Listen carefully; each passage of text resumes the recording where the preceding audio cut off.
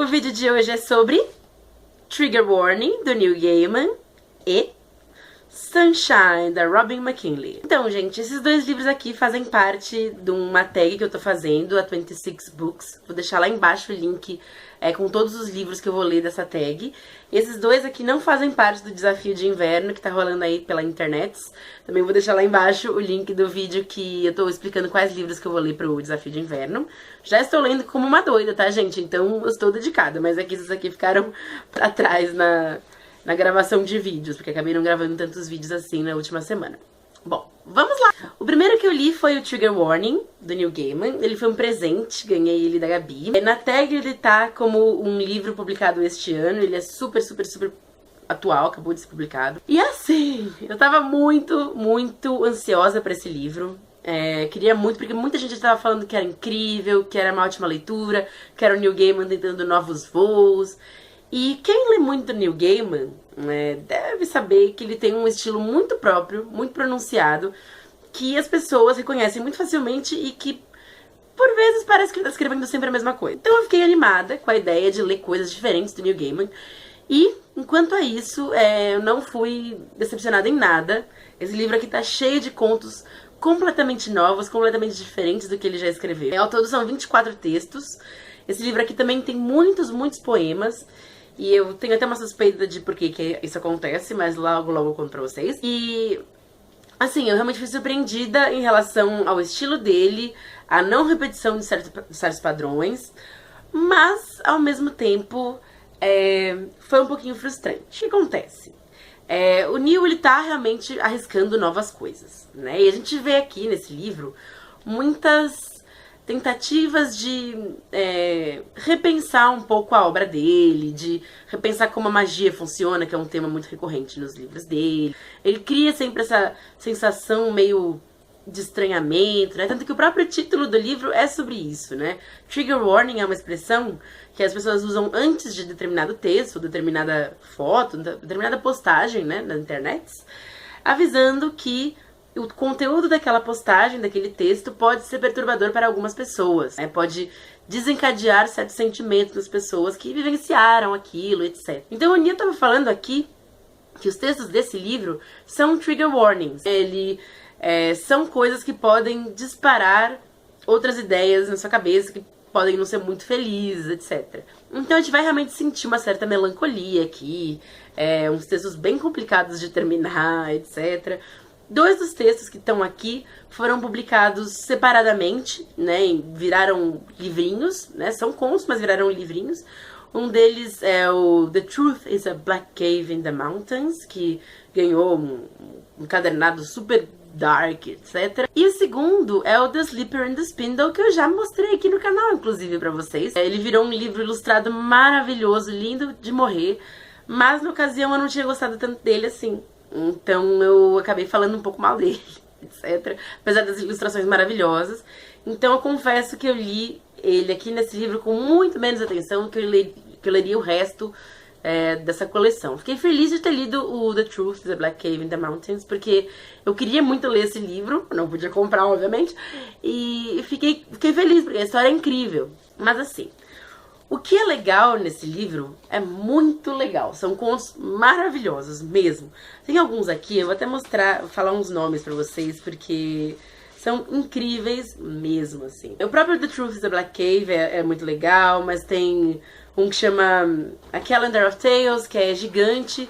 Ele conta uma história por mês, baseada em coisas que mandaram pra ele no Twitter. The Man Who Forgot Ray Bradbury é muito legal, ele faz milhares de referências ao Ray Bradbury nesse livro e é bem bacana mesmo. Uma das minhas favoritas foi o Click Clack the Rattlebag. Ele já tinha lido em algum lugar, já tinha ouvido essa história em algum lugar, mas é inacreditável de boa.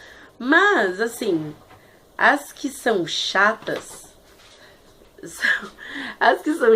são muito chatas mesmo, e talvez sejam mais numerosas do que as coisas legais. Sim, fiquei um pouco triste com isso, porque acho que quando ele tentou abandonar, né, o estilo dele, ele arriscou coisas novas, o que é muito legal, e algumas delas não deram tão certo. Mas por ser o Neil Gaiman, elas acabaram passando. Eu acho que se fosse outro autor publicando alguns desses contos aqui, que não tem pé nem cabeça, que são super chatinhos de ler, que duram pra sempre, talvez não passassem, sabe? Ele tem essa carteirinha aí que permite ele de fazer o que bem entender. Mas eu acho que a maioria dos contos aqui são um pouco chatos, mas que são bons, são muito bons. Tem um que é maravilhoso, que eu esqueci o nome agora, mas é um dos meus favoritos, que foi inspirado na mulher dele, na Amanda Palmer. Então a Amanda aparece, ela é uma personagem, né, na história. Eu acho que não é exatamente ela, mas é uma versão muito próxima da realidade dela. E é um conto de fadas. Ah, até lembrei o nome, chama Pearls and blá blá blá. Enfim, é incrível esse conto, acho que é o meu conto favorito, porque é muito, muito legal, é totalmente divertido, é meio uma Cinderela às avessas. Não, um Chapeuzinho Vermelho às avessas, né? E chama Diamonds and Pearls, a Fairy Tale. É muito incrível esse texto, acho que é o meu favorito de todos aqui. Gostei muito das tentativas mais longas dele, como A Calendar of Tales, o The Truth is a Black Cave. São coisas legais, são materiais legais, são mais do que contos, né? São noveletes, então é bem bacana de ver ele arriscar esses formatos novos. E tem também os poemas, né? Que, assim, que eu me lembre, eu nunca li tantos poemas dele numa coletânea. Acho que essa coletânea que mais reúne poemas dele, mostram um Neil Gaiman super, super intimista, assim. Tem um muito legal que é o que abre o livro, que chama Making a Chair, fazendo uma cadeira. E é muito legal ver esse lado dele. E eu acho que esse lado dele tá sendo despertado por causa da Amanda Palmer mesmo, que é música, né, como a gente sabe, cantora. E ela, eu não sei, eu sinto realmente uma influência na letra, no ritmo, assim, parece que tem alguma coisinha da Amanda Palmer nesse livro aqui. O que é muito legal, porque os dois são grandes artistas. Eu pessoalmente gosto muito dos dois, mas eu acho que ainda falta algum refinamento nessa coisa nova que o Neil Gaiman tá tentando fazer. Tem um conto que eu quase gostei muito, que chama Jerusalém. Que ele pega uma coisa real que existe e transporta pra uma realidade meio mágica, assim. É muito bacana. Tem vários contos. Quando você vê a construção de mundos do Neil Gaiman, ela é perfeita, ela é intacta, ela é incrível. Mas quando se trata da execução, assim, de contar um pouco pra gente o que aconteceu, às vezes é meio místico, às vezes é meio incerto e não sei se é 100% legal. Eu acho que muita gente vai amar surtar com esse livro aqui. Quem gosta de coisas bem etéreas, assim, o Neil Gaiman tentando ser cada vez mais etéreo, eu acho. Não dando respostas, não dando encerramentos. Mas aqui também tem contos, acho que pra todos os gostos. Porque se eu gostei de muita coisa aqui, tendo não gostado do livro no geral, eu acho que dá pra se virar bem, sabe? Eu acabei dando 3 ou 4 estrelas pra ele no Goodreads, que são notas bem boas, porque afinal de contas é o Neil Gaiman, até as porcarias dele são meio boas, mas até das porcarias dele você tira alguma coisa. Esse livro aqui, ele não tá nos meus favoritos do Neil Gaiman. Eu acho que um que eu li recentemente, na verdade eu li no ano passado, mas que é muito fofo, que talvez, sei lá, talvez fosse um complemento legal aqui pra vocês, é o Fortunately the Milk. É um livro dessa finura aqui, todo ilustrado, todo bonitinho, para crianças. Minha irmã leu, ela tá aqui do lado, e ela levantou a mãozinha ali pra falar. E é muito, muito legal, muito gostosinho de ler. Mais legal do que a maioria dos contos que... faz o joinha direito aqui, ó. Pronto, legal. Então, muito mais legal do que a maioria dos contos que estão aqui no Trigger Warning. Fica a dica. Depois eu li, por indicação do Neil Gaiman, o Sunshine, né, da Robin McKinley. Esse livro tava muito abaixo da minha pilha de leitura, eu não queria ler esse livro porque é um livro sobre vampiros, tem um pouco de romance com vampiros e eu não tava realmente no pique pra ler um livro de romance com vampiros. Como é a história de Sunshine? Sunshine é um livro só, né, uma história só. Temos a nossa protagonista, a Ray, o apelido dela é Sunshine, todo mundo chama ela assim na cidadezinha onde ela mora e trabalha.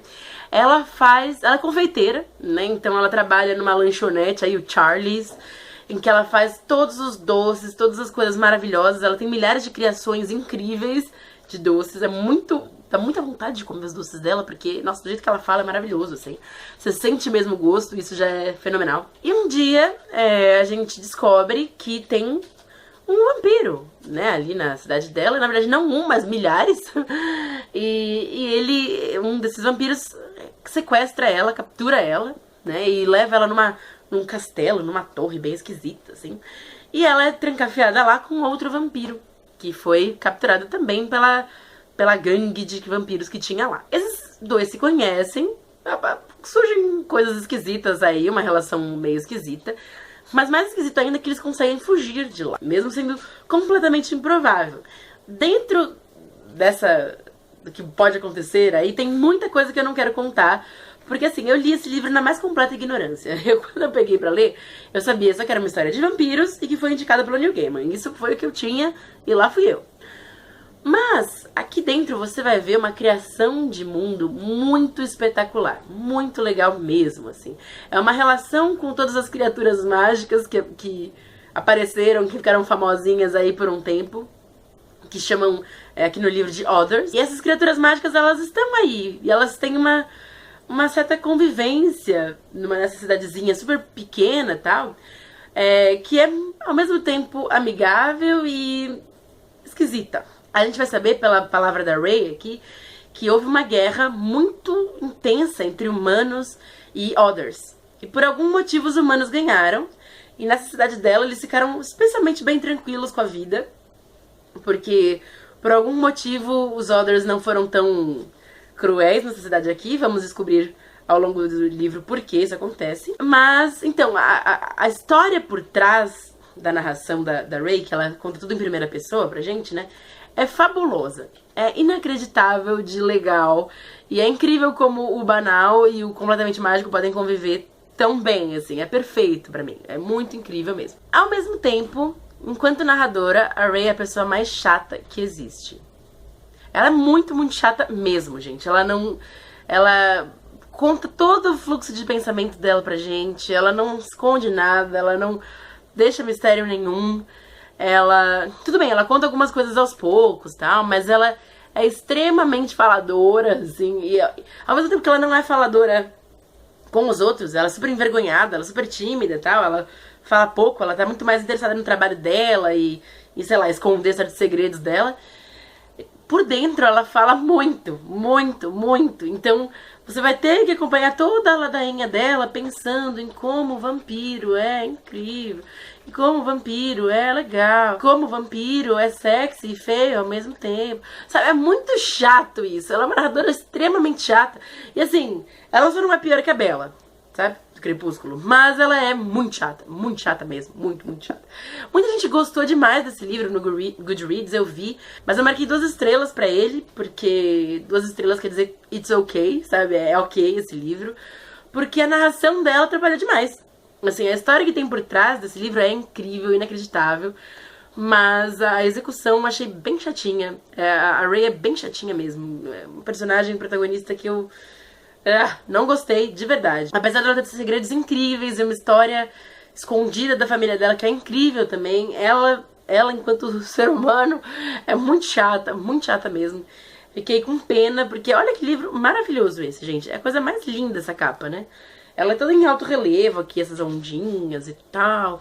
E a história de como a magia afeta a Sunshine é linda, super legal. Tem um monte de coisa ali que não fica amarrada, sabe? Eu não sei, o final é ok, eu gostei até do final, acho que é perfeito pro que ele se propõe, assim. Mas eu só leria se, sei lá, se você gosta muito de vampiro, se você gosta muito de personagens femininas prolixas, aí você vai gostar muito desse livro aqui, porque ela atrapalhou demais o andamento da história. Se fosse em terceira pessoa, talvez eu tivesse gostado muito mais, né? Uma coisa que acusam sempre a Robin McKinley de fazer é recontar a fábula, né? O conto de fadas da Bela e a Fera de uma maneira diferente. Então, dessa vez, ela tentou recontar a Bela e a Fera com vampiros. Assim, tem realmente muitos paralelos mesmo, tem uma coisa muito familiar aí acontecendo em Bela e a Fera e aqui. As personagens são bem encaixáveis nesses moldezinhos, mas até aí você pode resumir tudo quase como Bela e a Fera, né, gente? Então, não sei se é tão óbvio, assim, se ela fez uma coisa tão pensada, assim, em adaptar Bela e a Fera com vampiros. Mas, Em geral, é um livro ok, é legal, eu gostei de ter lido. Acho que o Neil Gaiman exagerou demais a falar que ele é perfeito, né? Ele fala aqui, ó, praticamente perfeito, não sei se dá pra ler aqui.